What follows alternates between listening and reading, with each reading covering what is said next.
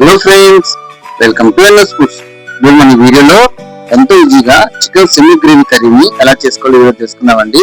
ఇలా చేసినట్లయితే చాలా పర్ఫెక్ట్ గా వస్తుందండి. ఇలా చేసుకుంటే ఎప్పుడు చేసిన ఇదే విధంగా చేసుకుంటారు, అంత కమ్మగా వస్తుంది చికెన్ సెమీ గ్రేవీ కర్రీ అనేది. ఒక్కసారి విధంగా ట్రై చేసి చూడండి, మళ్ళీ ఇలాగే చేసుకుంటారు. ముందుగా దీనికోసం ప్యాన్ లో 2 టేబుల్ స్పూన్ ఆయిల్ వేసుకోవాలి. ఆయిల్ హీట్ ఎక్కాక ఇందులోనే పచ్చిమిర్చి అలాగే ఆనియన్స్ వేసుకొని కరివేపాకు ఈ మొత్తాన్ని ఒకసారి బాగా కలుపుకోవాలి.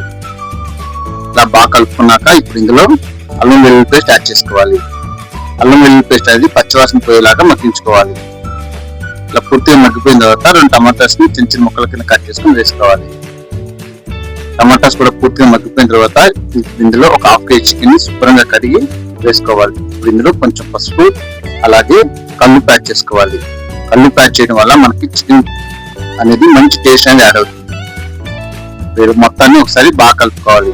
ఇలా బాగా కలుపుకున్నాక ఇప్పుడు మూత పెట్టి 2 నిమిషాల పాటు మనం మీడియం చేసుకోవాలి. 2 నిమిషాల తర్వాత తీసినట్లయితే ఇప్పుడు ఇందులో 2 టేబుల్ స్పూన్ కారం యాడ్ చేసుకోవాలి. ఇలా కారం యాడ్ చేసుకొని దీని మొత్తాన్ని బాగా కలిసేలా కలుపుకోవాలి. మొత్తం కలుసుకున్న తర్వాత ఇప్పుడు ఇందులో గరం మసాలా యాడ్ చేసుకోవాలి. గరం మసాలా యాడ్ చేసుకొని ఇప్పుడు ఫైనల్ గా కొంచెం కొత్తిమీర యాడ్ చేసుకుని కలుపుకుంటే ఎంతో టేస్టీగా ఉండే chicken semi gravy curry ready అయిపోయిందండి. చాలా బాగుంటుందండి. ఒక్కసారి విధంగా ట్రై చేయండి. ఇలా చేసుకున్నట్లయితే ఇప్పుడు రైస్ లో కానీ బిర్యానీలో కానీ చపాతీలో కూడా చాలా పర్ఫెక్ట్ గా ఉంటుందండి. మళ్ళీ ఇలాగే చేసుకున్న అంత కమ్మగా ఉంటుంది.